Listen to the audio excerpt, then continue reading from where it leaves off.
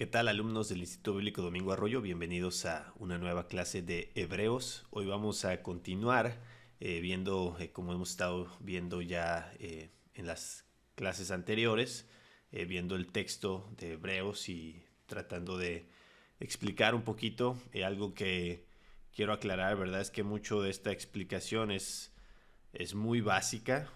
Realmente no estamos yendo tampoco tan a profundidad al texto bíblico ni haciendo una exégesis exhaustiva, ¿verdad?, del texto bíblico. Es más como un panorama, un vistazo general que ustedes puedan lograr tener la mayor entendimiento o el mejor entendimiento posible en estas clases de lo que habla Hebreos o de lo que trata el libro de Hebreos, y que también incluso puedan ser edificados, ¿verdad?, con este libro, que realmente es un libro súper bonito, donde podemos conocer mucho acerca del Evangelio y sobre todo lo que ya he dicho en otras clases. Algo súper importante de Hebreos es que nos ayuda a entender mejor la relación entre el Antiguo y el Nuevo Testamento, o entre el Antiguo Pacto y el Nuevo Pacto. Entonces, esto es algo que estamos notando en el libro de Hebreos y que vamos a estar notando. Entonces, hoy vamos a ver el capítulo 4 y la primera mitad del capítulo 5. Voy a leer primero la primera porción del 4, el 4 del versículo 1 al versículo 13. Hemos titulado a esta parte Jesucristo, un mejor reposo. Dice: por tanto, dice, temamos, no sea que permaneciendo aún la promesa de entrar en su reposo, alguno de ustedes parezca no haberlo alcanzado, porque en verdad a nosotros se nos ha anunciado las buenas nuevas, como también a ellos. Pero la palabra que ellos oyeron no les aprovechó, por no ir acompañada por la fe en los que la oyeron. Porque los que hemos creído entramos en este reposo, tal como él ha dicho: como juré en mi ira, no entrarán en mi reposo, aunque las obras de él estaban acabadas desde la fundación del mundo. Porque así ha dicho en cierto lugar acerca del séptimo día, y Dios reposó en el séptimo día de todas sus obras.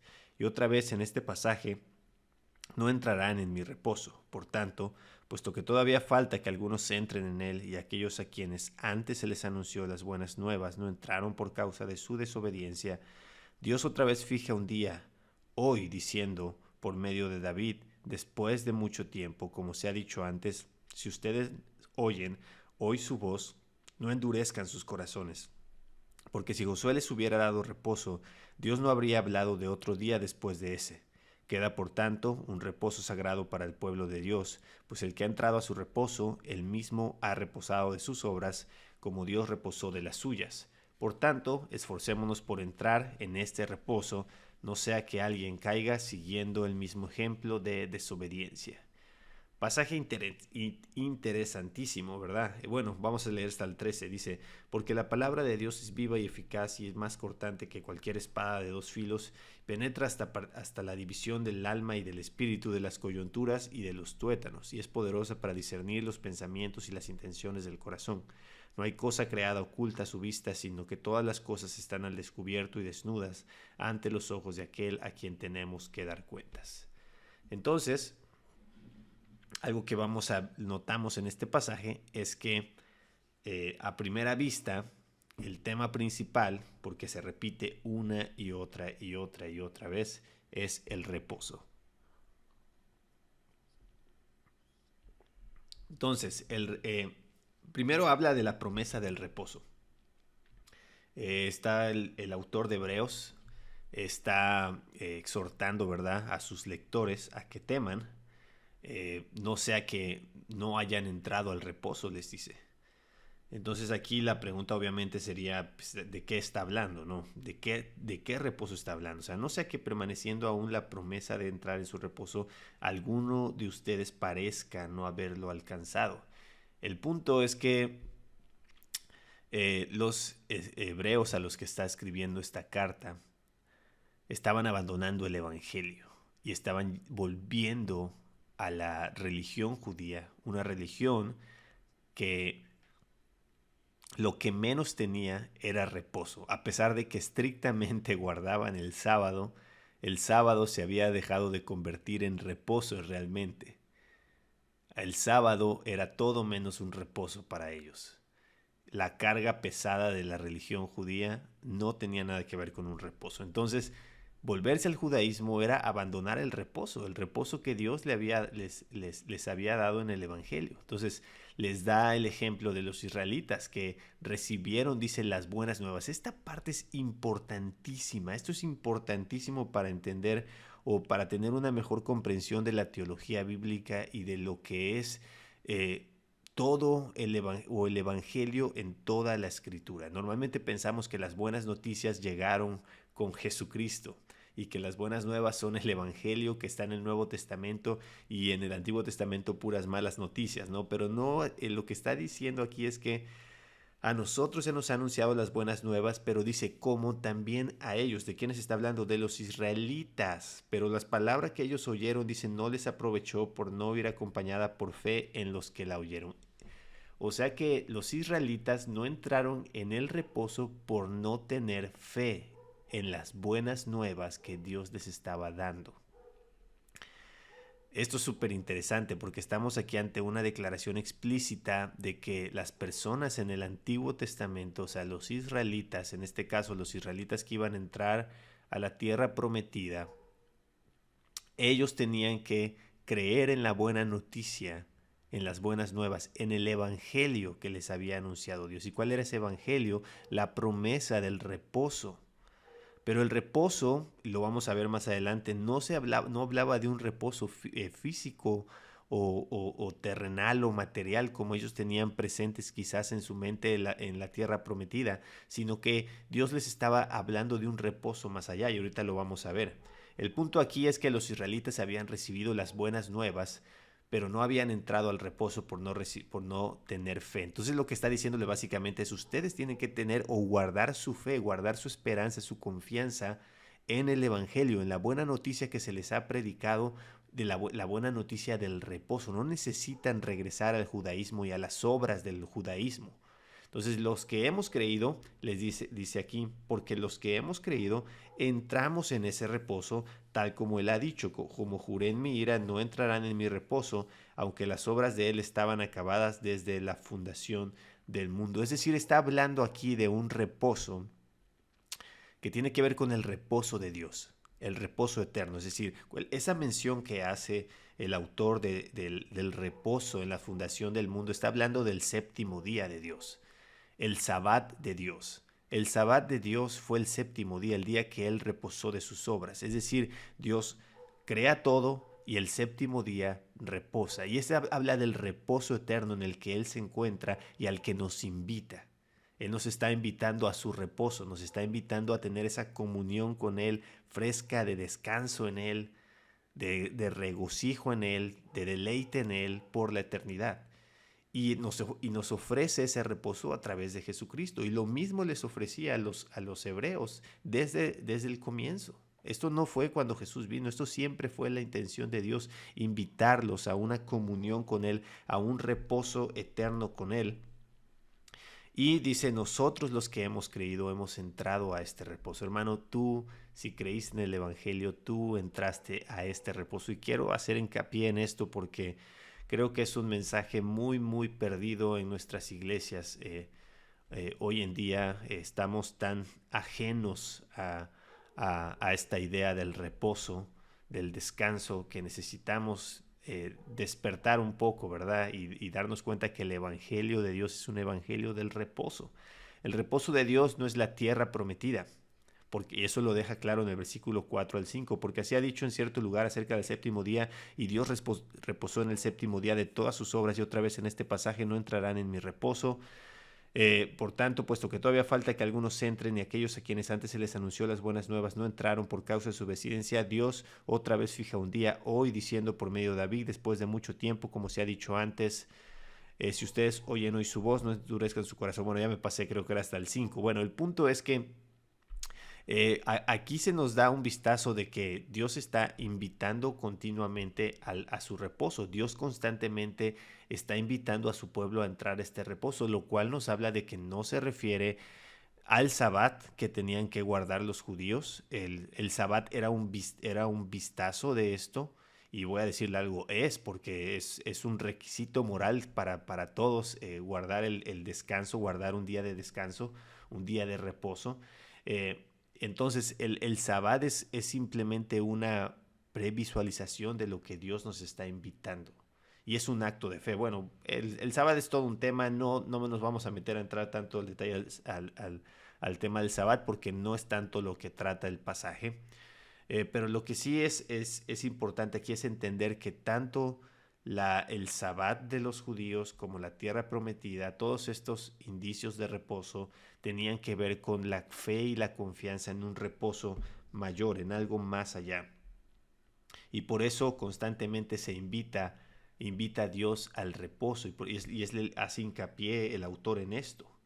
Que Dios nos está invitando. Dios otra vez fija un día y dice hoy, diciendo por medio de David, después de mucho tiempo, como se ha dicho antes, si ustedes oyen hoy su voz, no endurezcan sus corazones. Dios siempre ofrece su reposo y hoy es el día en que cualquiera puede entrar en ese reposo. Tú puedes entrar hoy a ese reposo. Y sabes que diariamente Dios nos invita a entrar a ese reposo. La tierra prometida dada por Josué tampoco fue el reposo porque Dios siguió prometiendo el reposo. Es lo que dice, porque si Josué les hubiera dado reposo, Dios no habría hablado de otro día después de ese. Hay un reposo sagrado aún para el pueblo de Dios y por eso dice, queda por tanto un reposo sagrado para el pueblo de Dios. Es decir, hablando de que Josué no les la tierra prometida no era ese reposo, sino había un reposo más allá para el pueblo de Dios, pues el que ha entrado a su reposo, él mismo ha reposado de sus obras, como Dios reposó de las suyas. Esto es un gancho al hígado, ¿verdad? Al judaísmo y a la religión de obras y a cualquiera de nosotros, incluso hoy en día que quiera vivir una relación con Dios basada en las obras. Está muy equivocado, está muy alejado de lo que Dios nos está ofreciendo. Él mismo ha reposado de sus obras, Dios mismo reposó y nos invita a reposar junto con Él. Por tanto, termina, esforcémonos, dice, en entrar en ese reposo. Entrar al reposo significa descansar de las obras como Dios descansó de las suyas, pero también se nos invita, el versículo 11, a esforzarnos para entrar a ese reposo, no sea que alguien caiga siguiendo el mismo ejemplo de desobediencia. El asunto aquí de esforzarse tiene que ver con aguanta, o sea, aguanta esta persecución que les está viniendo, aguanten estos ataques que se les están viniendo, manténganse firmes en la fe. El esforzarse aquí se refiere a mantenerse firme en la fe, en la confianza y en la seguridad que tenemos en el Evangelio y en el descanso que tenemos en el Evangelio. Y entonces dice, porque la palabra de Dios es viva y eficaz. Y esto dice, esto es como la explicación de lo que dice al final el versículo 11. No sea que alguien caiga siguiendo el mismo ejemplo de desobediencia, es decir, el ejemplo de desobediencia de los israelitas. Y cuando dice porque la palabra de Dios es viva y eficaz, se está refiriendo a la palabra que nos cuenta precisamente o que nos muestra este mal ejemplo de los israelitas. Está diciendo, esta palabra de Dios, el Antiguo Testamento que nos cuenta la historia de desobediencia de Israel, es viva y es eficaz. La palabra de Dios es viva y eficaz para mostrarnos estos ejemplos y es más cortante que cualquier espada de dos filas para hacernos ver en dónde estamos mal y que no estamos en este reposo. Entonces la palabra de Dios, al final de cuentas, en su eficacia, ¿verdad?, que tiene y en la vida que tiene, sirve, ¿verdad?, para mantenernos en este reposo, para mantenernos descansando en Dios. Penetra hasta la división del alma y del espíritu, de las coyunturas y los tuétanos, y es poderosa, dice, para discernir los pensamientos y las intenciones del corazón. Y es que realmente creo que la idea de obrar, ¿verdad?, a favor de Dios, la idea de trabajar por Dios puede ser muy piadosa, puede ser muy...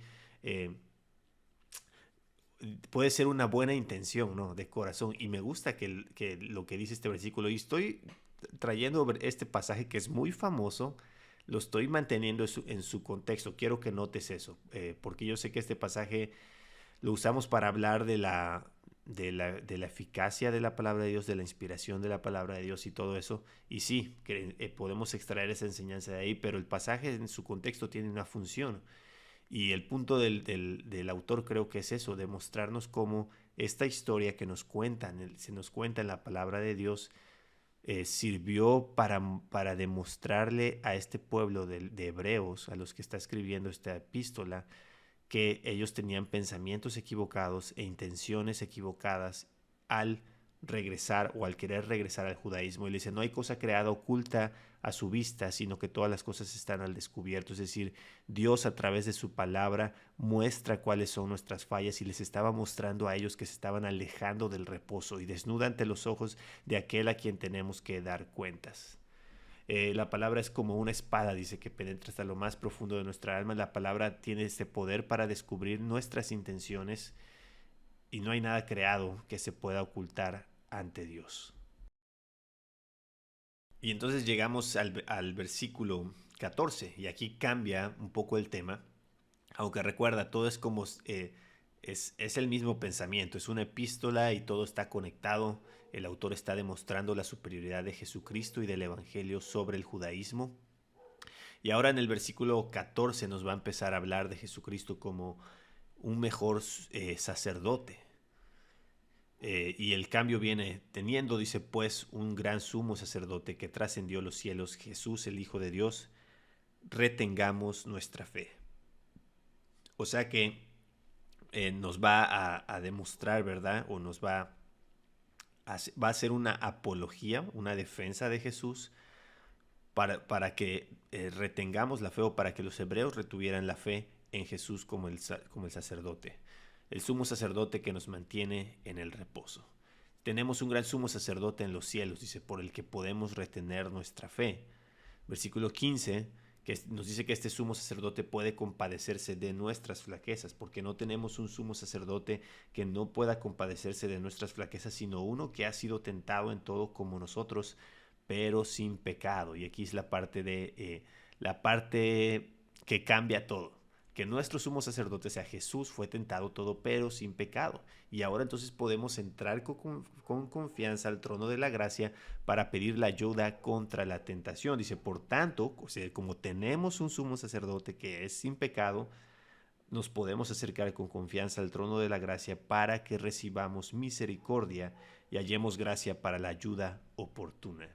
Entonces ese sumo sacerdote que es sin pecado puede ayudarnos en la tentación y nosotros en medio de la tentación podemos acercarnos a Dios, al trono de la gracia, pidiendo esa ayuda. ¿Qué hacía el sumo sacerdote? Lo que va a contarnos el capítulo 5 y lo que va a empezar a contarnos desde el versículo 1 es cuál era la función o el papel del sumo sacerdote. Entonces nos dice el versículo 1 que el sumo sacerdote presentaba las ofrendas y sacrificios por los pecados a favor del pueblo. En el versículo 12 nos dice que el sumo sacerdote era bueno con la gente porque los sumos sacerdotes sabían que ellos igual estaban necesitados. Dice el versículo 2, puede obrar con benignidad, dice, porque todo sumo sacerdote, versículo 1, tomado de entre los hombres, es constituido a favor de los hombres en las cosas que a Dios se refiere para presentar ofrendas y sacrificios por los pecados, y puede obrar con benignidad para con los ignorantes y extraviados, puesto que él mismo está sujeto a flaquezas. Es decir, como el sumo sacerdote estaba sujeto a flaquezas, es decir, él mismo tenía necesidad, eso lo hacía compasivo con la gente, bueno con la gente. El versículo 3 nos cuenta que por esa causa estaba obligado a ofrecer sacrificios por los pecados, tanto por sí mismo como por el pueblo. Y que el sumo sacerdote era puesto por Dios, es decir, era instituido por Dios como lo fue Aarón.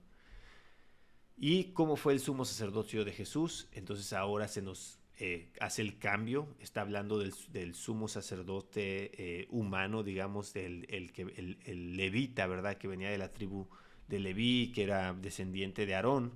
De ahí cambia o nos dice, nos da el ejemplo, o sea, todo esto nos está contando para decirnos de la misma manera Cristo no se glorificó al mismo, es decir, Dios constituía a los sumos sacerdotes y así como Dios constituía a los sumos sacerdotes humanos y con fallas, así Jesús fue glorificado como sumo sacerdote por Dios, es decir, fue escogido y fue nombrado como sumo sacerdote por Dios y esto dice el autor de Hebreos Es decir, que cuando Dios Padre dijo, Hijo mío eres tú, yo te he engendrado hoy, como también dice en otro pasaje, tú eres sacerdote para siempre, según el orden de Melquisedec.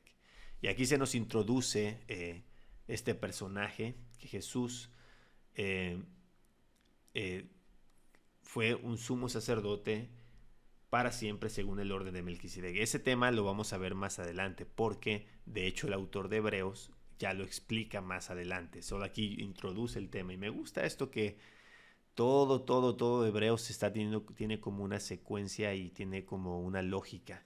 Dice el versículos 8 y 9 que aunque era el Hijo de Dios, Jesús sufrió y obedeció para presentarse perfecto para nuestra salvación. Este pasaje es un poco polémico. Dice, aunque era hijo, aprendió obediencia por lo que padeció, y habiendo sido hecho perfecto, vino a ser fuente de eterna salvación para todos los que le obedecen. Porque, bueno, algunos dicen con este pasaje, oye, ¿cómo está eso? Si, ¿que acaso Jesús no era perfecto? ¿Que acaso Jesús no era obediente? ¿O cómo dice que aprendió obediencia y cómo dice que vino a ser hecho perfecto? De hecho, ya el autor de Hebreos ha mencionado algo parecido antes. Aquí el punto es que Jesús, y ya lo expliqué un poquito también anteriormente, Jesús, y lo vimos en Cristología, Jesús tenía que vivir la vida de obediencia. Y lo que dice que habiendo sido hecho perfecto, es decir, tenía que caminar la vida perfecta que el sumo sacerdote perfecto necesitaba para ofrecer un sacrificio perfecto. Es decir, ningún sumo sacerdote había podido entrar a la presencia de Dios sin antes hacer un sacrificio por sí mismo. Pero Jesús, al venir y vivir en obediencia, es decir, no es que Jesús fuera desobediente antes de la encarnación. No, el asunto es que nunca había tomado el papel humano y el papel de sumo sacerdote. Entonces, ahora está tomando el papel de sumo sacerdote y tiene que vivir la vida perfecta que ningún sumo sacerdote había podido vivir.